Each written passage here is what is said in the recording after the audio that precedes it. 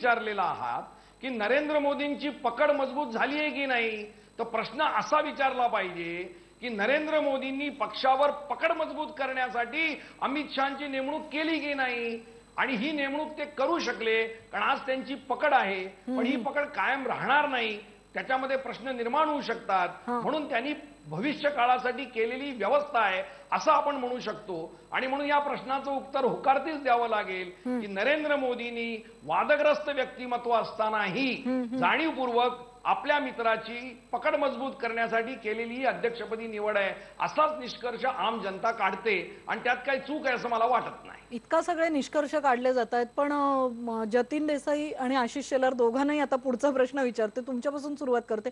असं वादग्रस्त व्यक्तिमत्व पक्षाध्यक्षपदी आणल्यानंतर आज महाराष्ट्रातले विरोधी पक्षनेते विधान परिषदेतले विनोद तावडे यांनी प्रेस रिलीज काढले आणि ते असं म्हणतायत आम्ही याचं स्वागत करतोय. अर्थात ते भाजपचेच आहेत, पण ते म्हणतायत सोशल इंजिनिअरिंगचा एक नवा प्रयोग त्यांनी उत्तर प्रदेशात केलाय आणि तसाच तो महाराष्ट्रात होईल आणि महाराष्ट्राला याचा फायदा होईल. महाराष्ट्रात या निवडीचे पडसाद उमटतील असं वाटतंय? एकतर मला वाटतं की लक्षात घेतलं पाहिजे की अमित शहाला पक्षाध्यक्ष करण्यापूर्वीच की अशा स्वरूपाने चालतोय. महाराष्ट्र भाजपचं देखील म्हणणं होतं की महाराष्ट्रात ज्या काही निवडणुका पुढच्या 3-4 महिन्यात ज्या काही होणार आहेत त्याची जबाबदारी ज्या स्वरूपानं गुजरात उत्तर प्रदेशमध्ये अमित शहाला देण्यात आले त्या स्वरूपानं अमित शहाला महाराष्ट्राची देखील जबाबदारी देण्यात आली असं महाराष्ट्र भाजपचे नेतृत्व म्हणतंय. हे तर उघड आहे. मला असं वाटतं की विनोद तावडेंनी त्याचं स्वागत करणं किंवा अमित शहाला राष्ट्राध्यक्ष बनवल्यानंतर भारतीय जनता पक्षाच्या कार्यकर्त्यांनी नेत्यांनी फटाके फोडून त्याचं स्वागत करणे अपेक्षितच आहे. एक मला वाटतं लक्षात आपण घेतलं पाहिजे की मुळातच जी काही आधी मी म्हटलेलं की पक्षांतर्गत जी काही लोकशाही डेमोक्रेसी जी आहे की जर आपण भारतीय जनता पक्षात पाहिलं तर मी मुद्दामून यासाठी म्हणतोय की सुरुवातीला अडवाणी वगैरेंच्या काळातली जी काही परिस्थिती होती आणि आज जर आपण पाहिलं की आज भारतीय जनता पक्षाच्या अंतर्गत इंटरनली ज्याला आपण म्हणतो डिसेंट वेगळं मत ठेवण्याचं विदिन पार्टी की मी समजू शकतो की पक्षापेक्षा थोडं वेगळं मत पक्ष नेतृत्वापासून वेगळं मत तुम्ही मीडियासमोर मांडू नये. पण आज अशा स्वरूपानं मोदींच्या याच्यामुळे परिस्थिती निर्माण झाली की पक्षांतर्गत देखील मोदींपेक्षा वेगळं मत असणं त्याला मान्यता नाही आणि म्हणून की मोदींपेक्षा वेगळं मत ठेवणारे जे काही लोक होते त्यांना मार्जिनलाइज करण्यात आलंय. म्हणजे आपण अडवाणींपासून मुरली मनोहर जोशींचा विचार करता येईल किंवा बऱ्याच प्रमाणात यशवंत सिन्हालाही मार्जिनलाइज केलंय आणि जसवंत सिंगचं आपण पाहिलेलं आहे. म्हणजे भारतीय जनता पक्षातला एक पिढी जी काय होती की ज्याने पक्ष बनवण्यासाठी एक स्वतःचं त्यात संपूर्ण झोकून दिलेलं अशा स्वरूपाने जे लोक होते त्यांना बाहेर काढण्यात आलंय, त्यांना मार्जिनलाइज करण्यात आलंय आणि नवीन की ज्यांच्याकडे पैसे आहेत आणि मनी कल्चर जे आहे ते प्रमोद महाजनांच्या काळापासून भारतीय जनता पक्षात सुरुवात झालं आणि आज ते एकदम नरेंद्र मोदी आणि अमित शहाच्या निमित्तानं ते क्लायमॅक्सवर पोहोचलेलं आहे.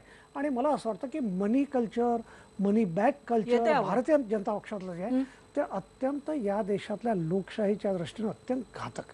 हे घातक वाटतं. जितेंद्र आव्हाड तुम्हाला बोलायचंय, पण मला तुम्हाला हाच प्रश्न विचारायचा आहे. सोशल इंजिनिअरिंग उत्तर प्रदेशमध्ये केलंय असं म्हटलं जात आहे अमित शहानी. हे सोशल इंजिनिअरिंग जे आहे त्याचा अर्थ तुम्ही कसा काढता?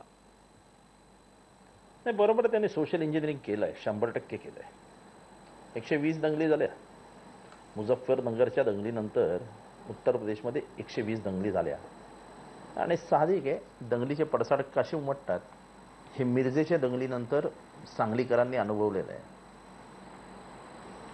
असं आहे की कुठली दंगल झाली की हिंदू मुसलमानांमध्ये एक दरी येते, हिंदू एका बाजूला निघून जातात, जे वसंतदादांच्या कार्यक्षेत्रातला धर्मनिरपेक्ष हिंदू हा पटकन एका साईडला गेला, मुसलमान एका बाजूला गेले आणि मिरजेच्या दंगली 2009च्या तोंडावर झाल्या. 2009ची इलेक्शन 60 वर्षात पहिल्यांदा काँग्रेस हरली मिरजेची इलेक्शन.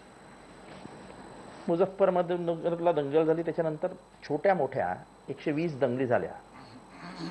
अमित शहानी घडवल्या असं मला म्हणायचं नाहीये, पण अमित शहा हे उत्तर प्रदेशमध्ये तेव्हा कार्यरत होते.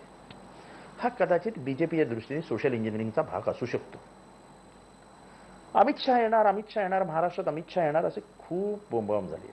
अर्थात विनोद तावडेंनी पत्र टाकणं म्हणजे असं आहे की खरं तर अभिनंदन फडणवीसांनी करायला हवं, पण विनोद तावडेंनी केलं. तर स्पर्धा दोघांमध्ये मुख्यमंत्री कोणी व्हायचं तेव्हा पहिलं पत्र विनोद तावडेंनी काढलं असेल आणि पोचवलं असेल की बाबा मी पहिलं अभिनंदन केलं, रेकॉर्डवर राहतं. तो झाला विनोद तावडेंचा भाग.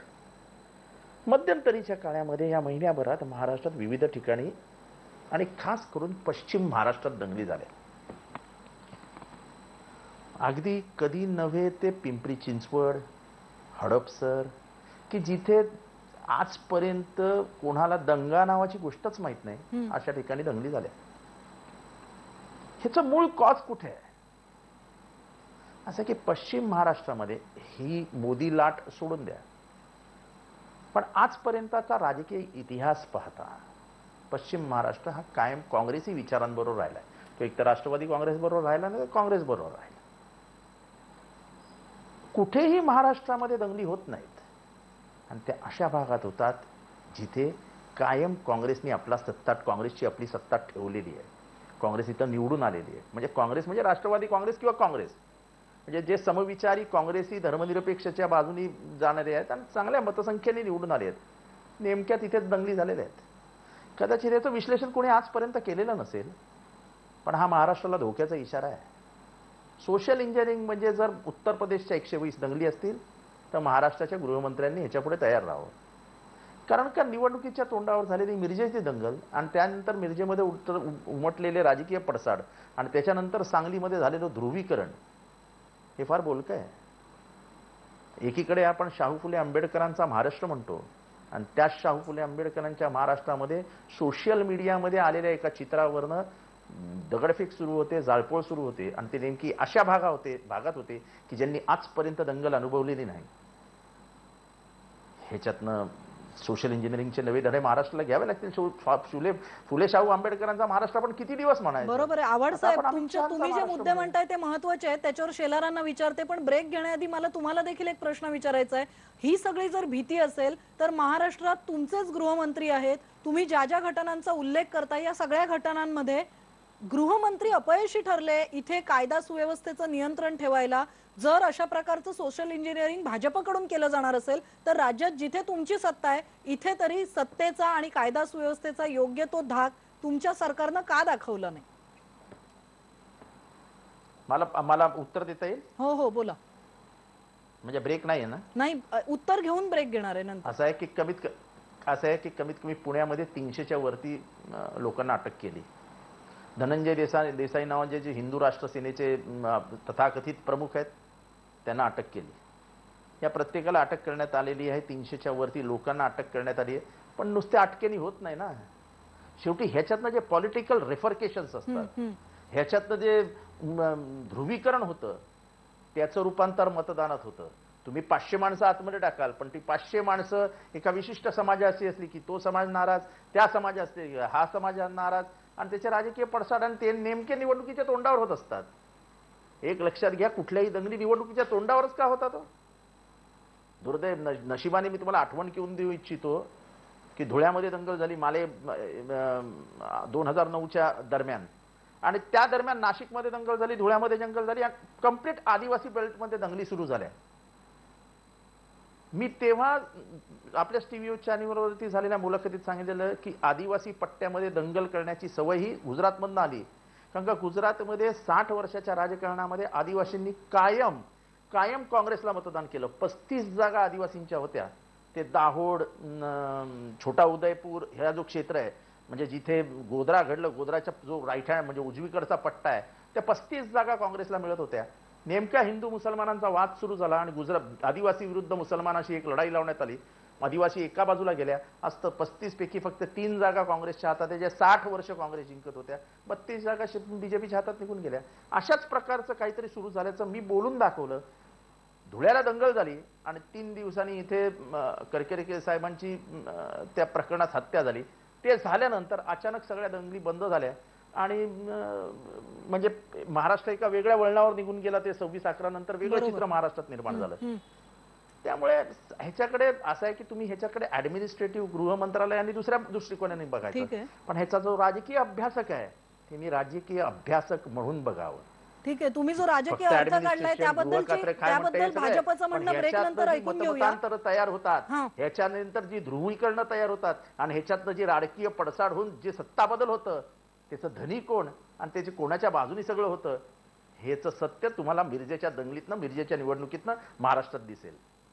आता एक ब्रेक घेणार आहोत. ब्रेकवर जाताना जनतेचा कौल बघणार आहोत. भाजप अध्यक्ष म्हणून अमित शहा यांच्या निवडीमुळे नरेंद्र मोदींची पक्षावरची पकड घट्ट झाली आहे का, हा आपला आजचा सवाल आहे. 89% लोक होय म्हणतायत, 11% नाही म्हणतायत. शेवटच्या भागात आपण महत्वाची चर्चा करणार आहोत की महाराष्ट्रातल्या राजकारणासाठी या सगळ्याची धोक्याची घंटा आहे का, आणि नेमकी त्या दृष्टीने काय काय ज्या विश्लेषणाचे मुद्दे आहेत ते शेवटच्या भागात ऐकूया.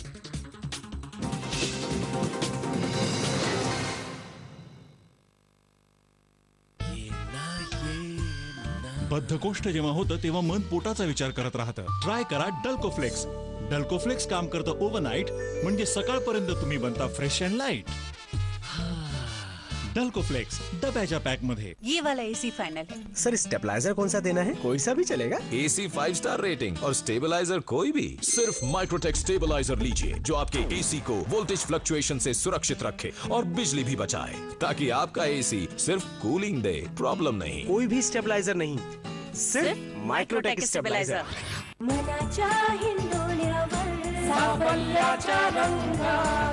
रुखाया डिजी पावर. हा 70% वीज वाचवतो.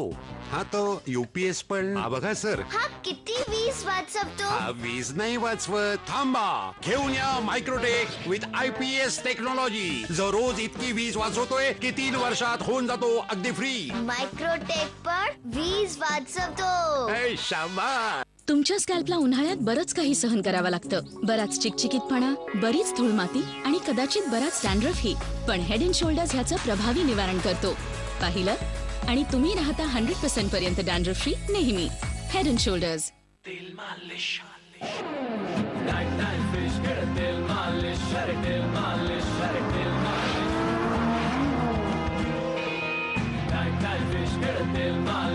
जवानी की guarantee.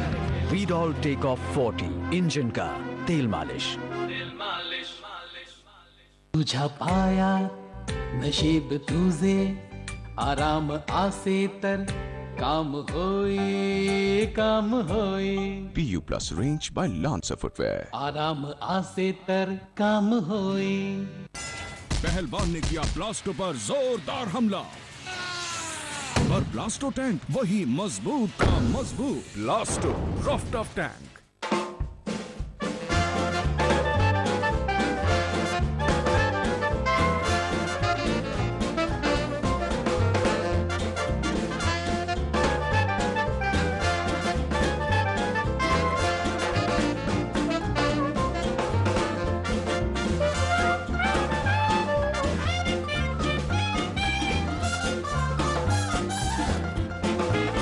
Welcome to Dream City.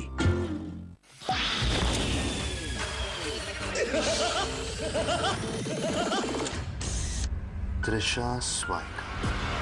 अब त्रिशा के मिसिंग होने की असलियत सामने आएगी तो इन चमचमाती दीवारों पे कीचड़ तो उछलेगा. How dare you talk like that? I am ready ACP. मैं त्रिशा को हर हाल में ढूंढ कर आऊंगी. अब चाहे ये दीवारें गंदी हो या लोगों के चेहरे. लौट आओ त्रिशा, 21 जुलाई से रात 10 बजे लाइफ ओके पर. यार तेरा स्टाइल भी पुराना है और तेरा डियो भी. डियो छोड़, शॉट लगा. Layer Shot Fragrant Body Spray. Clear fragrance और कुछ नहीं.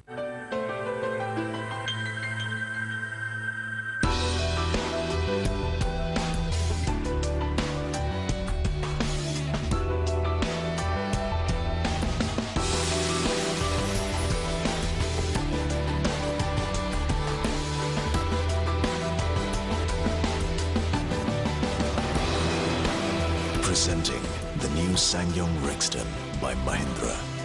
Indulge yourself. डार्लिंग, आंब्यांचा सीझन आला म्हणे. स्वीटहार्ट, आंब्याचा सीझन गेलाच कधी होता. माझा प्रत्येक मोसमात आंबा. मावशी घ्या ना. किती डास आहेत ना यांच्याकडे.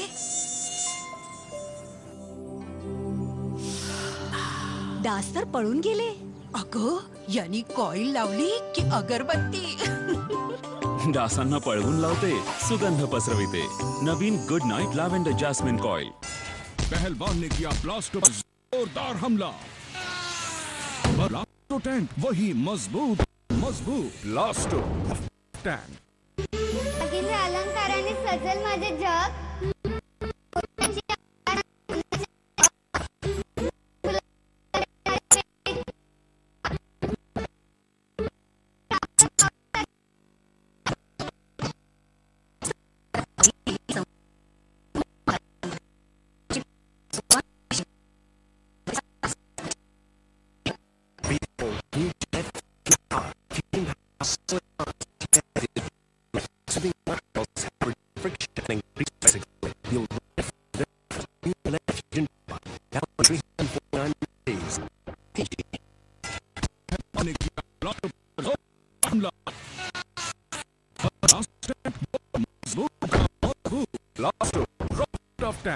Dattakala group of institutions degree diploma engineering B pharmacy MBA MCA ME Pune विद्यापीठाशी संलग्न. दत्तकला स्वामी चली अभिगम पुणे.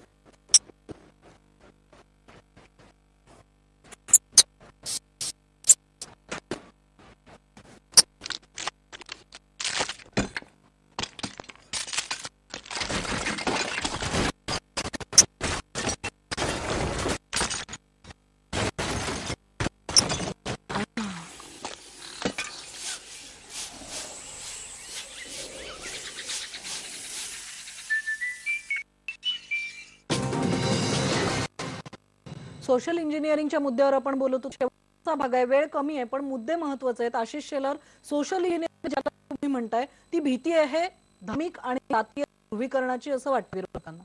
मला सविस्तर उत्तर द्यायचे पण मोजकं बोला. थोडं बाह्य काही बोलणार नाही. 2 कायद्यांचा उल्लेख सन्माननीय कांगोनी केला. त्या दोन्ही कायद्याचं स्पष्टीकरण 2 वाक्यामध्ये असं आहे. ज्या अटकेच्या कायद्याचा उल्लेख त्यांनी